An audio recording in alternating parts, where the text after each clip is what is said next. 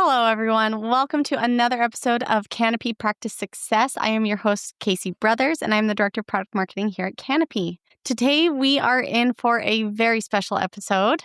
Our conversation will be centered around a new book by Darren Root, who is here with us today. He is a CPA and nationally recognized thought leader who's been transforming the accounting profession for decades. He's written a book previously called The E-Myth Accountant. He's helped thousands of firm owners redesign their businesses to serve their lives and not the other way around. I can't tell you how many times I make that point, and I'm in good company. Darren, I'm so excited to talk about your new book. I practiced for a long time, Casey. Yeah. And then started a company called Rootworks, which, became one of the largest firm improvement organizations in the country. Well, and you say firm improvement. I feel like you were with Rootworks on the cutting edge of consultants. We have so many consultants in this space now. It was slightly before social was a thing. Now, everybody that owns, anything is a consultant at this point. But I think we were early in that space. Yeah. Woodard was early, because Doug Sleater was a little bit before Woodard, and Boomer was early. So there was just a handful, right? And we grew. My goal was to hit mid-size accounting firms, which there's so many of them, small to mid-size, and we grew that quite large. One of the things a lot of people don't know, Casey, is that I was executive editor of CPA Practice Advisor magazine for about 7 years. And the reason I think that is somewhat helpful and important is because I talked to every vendor in this space. So not only was I practicing, but I also knew all the technologies and then was talking to a lot of accounting firms. So that's what kind of made Rootworks, a bit special. Yeah. And we've reformulated that now sort of into Better Everyday, our new community of firms. To your point about highlighting your experience at CPA Practice Advisor, just overall highlighting your experience writing with the E-Myth Accountant in that role, and now with your new book, The Simple Firm, there is a skill that comes with participating in an industry long enough that you have solid, good opinions, and B, being able to then articulate those opinions with stories and evidence or conviction as to why a reader should change. And I think that is so important in this space because, again, it's been flooded with consultants who are well-intentioned, right? I think a lot of them to want to get out of the grind. Yeah. But there's something to be said when you've found a way to articulate your opinions in writing that someone can self-serve, I think. That I appeal to. I love reading is just a great way of self-education, and I'm such an advocate of reading. Just a little more info on that, Casey. My first book was a co-authorship with Michael Gerber. Yeah. And we co-authored the E-Myth Accountant. And a lot of people listening to this have probably read the E-Myth, which was It was a fantastic book, and it was life-changing for me. I mean, it was really a light bulb moment for me. But then after the E-Myth Accountant, I wrote The Intentional Accountant a few years later. And we sold lots of copies of The Intentional Accountant. And I get a lot of comments still today, and that's been 10 years. I get a lot of comments still today from firms that have read that or are reading it. And then shortly after that, I co-authored another book with a friend of mine named Jay Baer. Jay had a company called Convince and Convert. And being in marketing, maybe you've heard of Jay. He's kind of a national figure. But he had written a New York Times bestseller called Utility, Youtility. And he and I co-authored a book called Utility for Accountants. And it was really, how do you put yourself out there in a way that's helpful instead of just marketing? How does content marketing really become a thing? And again, this is back before content marketing was everything, right? So, and then, go forward 10 years, and The Simple Firm really is the culmination of, I think, everything that I've learned from practicing for 35 years, talking to thousands of accounting firms, and try to simplify and get to the heart of why firms should change. Not to bash any other consultants that are out there, but I see so many sound bites. Yeah. On that's social, and it's like 2025. Yeah. So, at the end of the day, how do I really do this thing and have a meaningful impact? And why would I want to do that? I think that's what The Simple Firm is really going to be or is all about. I was actually talking to my girlfriends this week about sound bites and how easy it is to consume and then think you've gotten the full story. Yeah. And there's, again, a reason why you have written a book and not just published an op-ed somewhere, right? Right. There's a phrase that I love and lean on a lot, just the concept of slowing down to speed up. And I think that's, again, like, it's worth reading books like yours, The Simple Firm, and some of the other ones you've listed. You mentioned the E-Myth. I read that years ago and I still reference it. Because when you slow down to speed up, particularly in your education, you have more opportunity for higher comprehension and then application of those skills. Yeah, I think there's so much noise, whether that is television, social media, just being connected all the time. There's so much noise. And I love your idea of slowing down to speed up, because most people just get caught up in the echo chamber of whatever it is. And it's just noise happening. Yeah. And you never get a chance to sort of step back and say, what in the heck am I trying to accomplish here? One of my other author heroes was a guy named Stephen Covey. Yeah. So the 7 Habits was, I spent a fair amount of time in Provo with Stephen and his brother. And I was a facilitator for the 7 Habits for 10 years. Really? While I was still practicing. Yeah. So I went around the country and taught. That's sort of where I learned to speak and teach and how to put things together. It was really through Stephen Covey. So, 2 books that always come to mind for me are the 7 Habits. And, I sort of live that every day still since I was, facilitator, and the E-Myth. They're both really fantastic foundational tools that allow you to step back and say, what in the heck am I doing this for? They share common threads, and maybe because you experienced those rather early in your career, I'm assuming that they shaped your perspective, because they share very common themes as your books, particularly your new one. I mean, even just the title itself, The Simple Firm. You talk a bit in the beginning about burnout. We see a lot of that in the industry. I think, and for me, as I want to say an outsider, because I'm not an accountant, I've referenced in a few other interviews, I'm a daughter of an entrepreneur. So I've seen the entrepreneur symptoms of not defining who your buyer is, your customer is, and taking any business. It's something that no matter what industry you're in, you're likely to succumb to just as an entrepreneur. And I think the tricky thing with accountants is because it's a very business-centric skill, that it's maybe even a lot easier to think that you don't need to define who you're selling to or who you want to accept as a client, which then leads to burnout. There's some history around why I think accounting firms take on whatever wanders in their door in whatever way they wander in. Super early in my career, I'm not sure what the date is, but let's say that I started practicing in 1983. Okay. So it was somewhere around them or right before. Accountants couldn't advertise. Yes, it was illegal. It was illegal for accountants to advertise. So same at with that lawyers, point, right? Right. Yeah. Lawyers have done a better job at advertising. You have to admit at this point. But, so accountants got used to, a lot of us were trained that was, kind of a bad word. I didn't even pay really any attention to it in college, when I was getting my accounting degree, because it just wasn't a thing. Do you know why?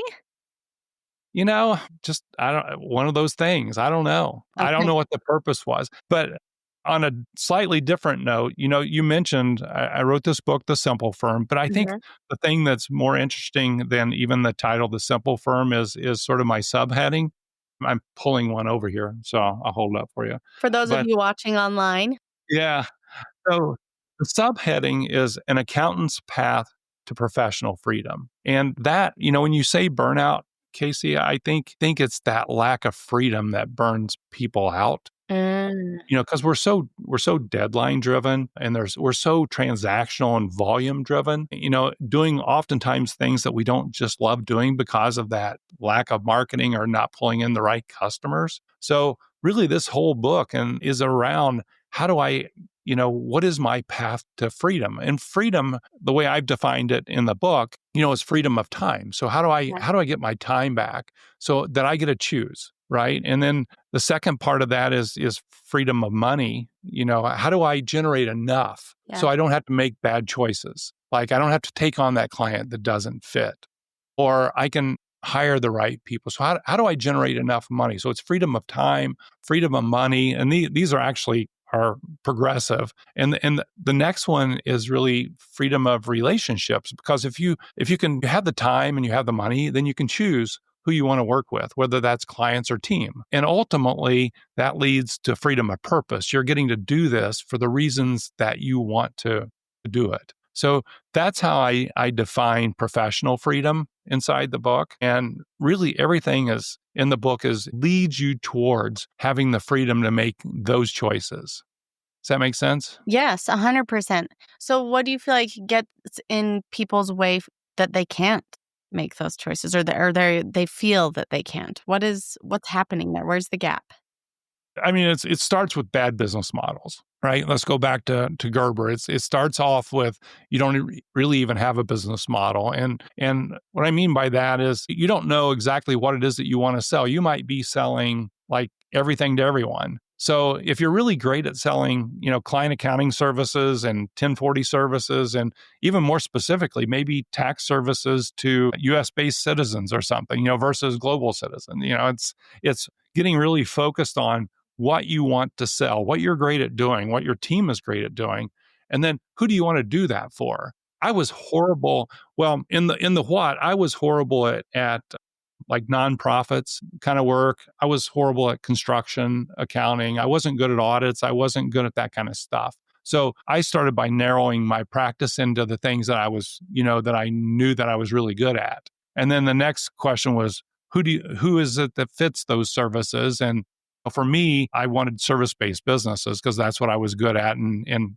as time went on, I even narrowed that further into physicians and optometry practices and churches and things like that, things that I was really good at and had a knowledge base on. And then so it's what, who, and then how do you want to deliver that? What tools do you want to use to make this as easy and seamless and this beautiful experience as possible? And so that's kind of becomes your business model, your what, your who, and your how. Once you understand that, most firms don't understand that. They haven't spent the time to think about that. Then you can start thinking about, who's the right kind of clients to fall into this business model or to be a part of this business model. Okay, you said the what, the who, and the how, but you left one out that I feel like is a pretty big deal, and that a leader I think he's a pretty influential voice in the entrepreneur space, Simon Sinek, leading with why. So where does why come in? Do you establish a why before a business plan?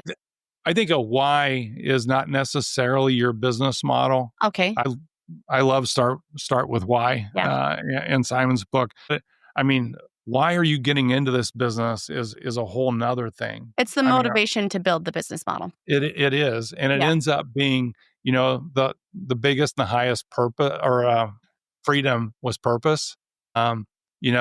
Which plugs into your why. I mean, are you getting into this to impact yourself, your family, your team, your clients? I mean, what is your why? And I think firms have to really answer that really early on. I agree because I do feel like it can lead you honestly down the wrong. Is it the what or the how? I think more the how, because when you don't understand why you're in business, I think or like your motivation there before you've established your business plan, it's easy to get hairs crossed. And then to your point about finding an ideal client and all sorts of things that cascade from there, I think what can end up happening, and you tell me, you've talked to way more accountant business owners than I have, they end up selling themselves as the service, which then makes it hard, which is an entrepreneurial thing to do, then makes it hard for them to remove themselves from the service offering to the client and scale their business. That was Gerber's story with Sarah's Bake Shop and the pies. The E-Myth, right? Yeah. So she thought she was in the business of selling pies, and so she did everything right. But I think with accountants, what I have found is that they're usually discontent with some situation that they were in. That could have been they were working for a Big Four CPA firm, or they were in corporate accounting and they decided they They, had a few clients on the side and they could start an accounting firm. The challenge with that is most of these people that I've talked to over the years, their first and biggest why at that point in time is eating, right? So they need to put food on the table. And so they're in it for the money to start with. I got to get my business off the ground. The challenge that I see with firms is that there's not like that defining moment or that point in time where you click from, okay, I've been like generating income to now I want to run my business with a bigger why. Yeah. And so most firm owners that I see, they get so deep into what they started and that they might have started for, a smaller reason. I'm not going to say the wrong reason, but a smaller reason. And there's no obvious time when that switch flips and they're like, oh, I'm going to step back and think about why I'm in this business and my business model. And, how do I do this, in a sustainable sort of way that actually gives me purpose? But they get so caught up in deadlines and it just wears them out. And what I have found is if it's wearing the owner out and they're not loving what they have, it's probably wearing their team out as well. And they're not loving it either. And we're seeing a lot of that right now. Would you say the main audience you wrote the book for isn't for people who are starting a firm, but rather people who are in the thick of it? And maybe whenever this happens, it's probably different for every firm owner, that switch flips. Yes, I think that's true because that's most of the people I talk to. Somebody is feeling a little bit of pain, wherever that pain's coming from. Most of the time it's lack of freedom. And most of the time it's a lack of freedom of time is what they're really struggling with. And then, staffing because the business owner doesn't love their business, in the way that, they would like to. Staff's getting a bit infected by that and they're having more turnover than they would like to. And that's causing even a bigger crisis because there's plenty of volume still coming into firms and they don't have staffs. It creates it's just a hamster wheel that it's hard to get off of. Okay. A, how do you get off of it? And B, can it be done anytime before April 15th? Is that, or can you say to someone like, no, if you're feeling it now, you can do it now. It doesn't matter if it's end of month. It doesn't matter if it's X season, extension season, whatever the busy season is relative to the services you're offering. But it's got to be done. Like, it's not sustainable, to your point. Yeah. If you do nothing, so you're feeling this pain. If you do nothing, you're going to end up getting the same thing. Yeah. So it's not going to get better on its own. So then how do you go about doing this? And my experience has been that it takes time, right? And it takes a lot of mental work. The nice thing is typically the number one issue that the business owner is solving for is not money, which is nice because that can be, like I said, a lot of firm owners start with that as the only driver. I got to pay my bills. I left a job and now I have this and I got to generate enough income.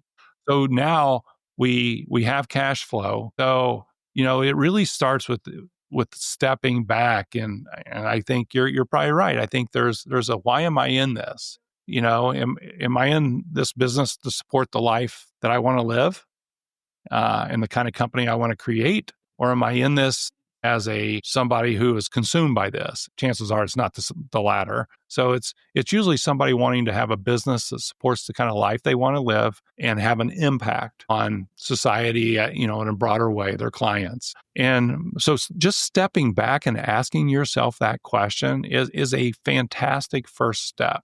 But once you do that, then we have to figure out what's not working. Oftentimes it's you have a lack of time. So how do we start creating a buffer of time? Sometimes it's a lot of times this goes back to the 80-20 rule, which is like, 80% of your revenue comes from 20% of your good clients and stuff. So sometimes it's like starting to look at your client list and figuring out what's not great fits, what's the kind of work you want to do. It goes back to that what, who, and how, and really figuring that out. My story, Casey, is I would go to Longboat Key, which is a little island off the coast of Sarasota in Florida with my wife and 3 kids each year. And I would spend a day on the beach just writing and asking myself, because, again, I was a Covey facilitator at the time. So this was kind of the way I thought.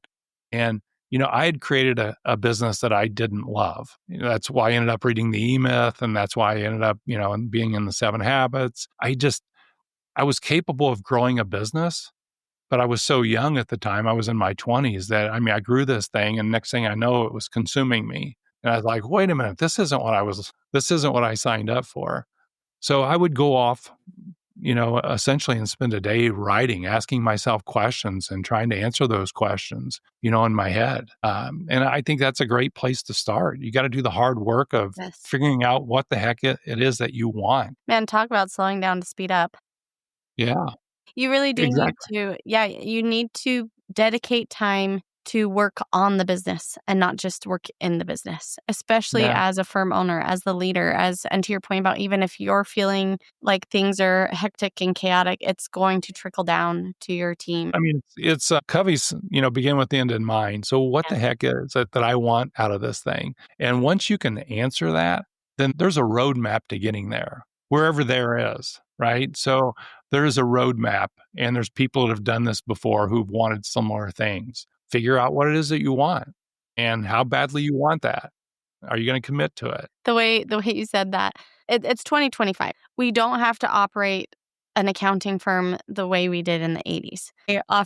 I'm a mother of 3 little girls, and anytime I see someone who's about to have their first, one of the first things I feel like I want to offer to them is like, it's 2025. You do not have to have sleepless nights for the first 5 years of that baby's life. You can get them sleeping in 12 to 15 weeks. I feel like that just reminded me of how I say that in that case of like, it's 2025. There are so many tools and resources to support you, not just as a business owner, generically, right? Yeah. Again, we can talk about generic tools. We can talk about the cloud, we can talk about great books like The Simple Firm. But also then we take that into the accounting space, and oh my goodness, there is a plethora of efficiency driving things, whether it's best practices, whether it's tools itself, whether it's even things maybe agnostic to accounting, again, back to 7 Habits or how to influence, oh my goodness. Win friends and influence people. There we go. Got a little tongue-tied there. Or the E-Myth, right? Of things that will just help you be more efficient. You're not trying to run a marathon with 5-pound weights on your feet, right? There's no need. There was a time when, I had what they called an audit bag. You won't know what that is, but it's a giant briefcase that folds into like a square. And each night, I would have to take a pile of tax returns in that bag home so I could work on them at home in the evening. That's not the world we live in 2025. One of the things I say in the book is I believe that 85% of tax work, payroll work, client accounting work should be done leveraging technology before a human ever has to get involved with that. So you just think about doing a 1040, at this point, there's technologies coming out, that are going to impact the way that's done, where that return is going to be virtually complete before a human has to really inject themselves into that process. And man, that's no black bags, no lugging tax returns home, and no exchanging documents, through hard copies or fax machines and stuff. The right tools, a shout out to Canopy, I like to think of it as the first mile, the way you collect and interface with accountant or with your clients. And then the last mile, the way you deliver all that stuff. Canopy's made that super simple. And then there's tools in the middle that will take 85% of the process out of doing the manual work that we used to do, all the transactional work, and allows us to step back. So I don't think there's ever been a more important time, Casey, to sort of step back and say, what the heck do I really want out of this company? What kind of clients do I want to serve? What kind of impact do I want to have? And do that. There's never been a better time. Yeah. I think, and this might be a hot take, so tell me if you think differently, because I think there's a lot of natural human behavior going on here too, where these manual tasks are your comfort blanket. Absolutely. It's hard skills. Hard skills are easier to master than soft skills. And if we truly are, because I agree with you that 85% will be able to be managed or can be managed even currently by technology. That means, let's say, keeping it simple, 85% of the stuff, right? That means like maybe 20% of your time is taken up by that 85% now instead of 85% of your time, leaving you with 80% of your time. And that's going to be your soft skills. That's going to be communication. That's going to be strategic thinking and getting into advisory, and doing that in a way that you're not tempted to revert back to these old models of just extending time and overcomplicating things. Again, maybe another hot take here. I don't know if accountants over glorify their hours spent. I feel like, at least in tech, luckily I'd entered my career at a time where I feel like it's kind of fading, or maybe it's also because I've never been in Silicon Valley. I've only been in Utah and the Silicon Slopes. Yeah. And I've been shielded from this badge of honor of I only slept 4 hours. But I feel like you get some of that with accountants with busy season. Like, how can I be proud if I didn't do as much work in terms of time? And it's like, it's not time that matters. It's the output. Like, let's reorient. You should be on the show Shrinking, because you just came up with some really good stuff, right? One of them is, I think accountants get their value from producing something, whether that is producing and billing a tax return, or an hour, or getting a payroll out the door. So I think a lot of their self-worth from a work perspective comes from that production piece. I've done reviewed thousands of tax returns in my career. And as Rootworks had really taken off, and I was writing The Intentional Accountant, it was during busy season. So I was used to reviewing tax returns, but I couldn't get the book done during busy season, and I wanted to get it out before May and continue to review tax returns. And it was just such a hard thing for me to let go, because so much of my worth was tied to reviewing tax returns instead of working on this book that could impact, tens of thousands of people. And that, so I think you're spot on with that. And then I think the second point, and my dad was a practicing accountant before me. He loved going down to social clubs back then were called the Elks Club and stuff, So he loved going down there on Friday night and telling people that he got up at 4 a.m. and he was still at it at 8 o'clock that night. Like that was a part of the badge of honor that I didn't want to have when I got into the profession. But I think there's still a lot of that. Yeah. But I think the tide's turning on that. I sure hope so. As a working mom, I hear that and my heart aches, because I am like, I love being a mom. Yeah. But I also love being a working mom. And I see my fellow colleagues who are working fathers. We don't talk about that often. Yeah. But like, I want my colleagues in any industry to be able to unplug and go do their second job of their family. That honestly is their first job. The result, I put my blinders on a lot at work. I time block. I make decisions before decisions have to be made, because I've found that indecision prevents me from getting to the task at hand as quickly and being more efficient with my time, because both things are important to me and I want to perform well in both of those roles. And I'll throw in a third role of just a wife too. I want to be able to perform well in all of these areas of life. I saw this ages ago, but it has stuck with me, a pie graph that one of my favorite authors posted, Greg McEwen. He's the author of Essentialism. And it was a juxtaposition of two pie graphs of like what we think of as success, and it had different areas. Salary was a big one, job title. Like, and what if we thought of success as this way? And it was, salary was still on there, title still on there, but then time with kids or exercise or healthy sleep pattern, And I think that was for me kind of what 7 Habits was for you. That 7 Habits stuff is like, what is it that you want to be as a, as a father, as a business leader, all these different things, right? Yeah. So you take the time to figure that out. It doesn't just naturally happen. You got to figure it out. And that's kind of beginning with the end in mind. So yeah, I just think that, it's time for the profession. I thought that it was time for the profession to have, I would almost call it a manual Okay. for doing this, because it's not just like in the book, I don't just talk about, oh, wouldn't it be nice if here's step by step, and it's chapter by chapter how to do this. And then I keep coming back to why you would want to do this. Right. And it really boils back to that freedom, that professional freedom. So you can do those other things that are more important. Okay, Darren, we're going to try something new here at the end of the episode. I'm going to do a rapid fire of a few questions. Oh, that's stressful. I know. You're on the spot.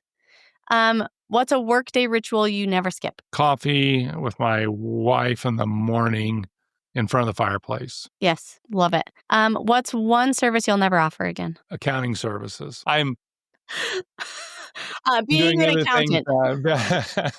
No, It's not I've that owned. simple. Yeah, it's not that simple. I mean, I love this profession, but I get more out of helping accounting firms Than by operating a firm. Than operating anymore. Totally agree. Okay, fill in the blank. A great client is someone who is a good fit for you and does the things that you want them to do. Great. Darren, thank you. The Simple Firm by Darren Root is out. Go grab a copy. You can order off Amazon now, and I'd say the audiobook will be out in a couple of days. So by the time this is out, the audiobook will be out there too. And I sat and read for 3 days, Casey. So you were hydrating a lot. I was hydrating a lot. Well, Darren, it was a pleasure. Thank you so much. Yeah, I enjoyed it. Thanks, Casey.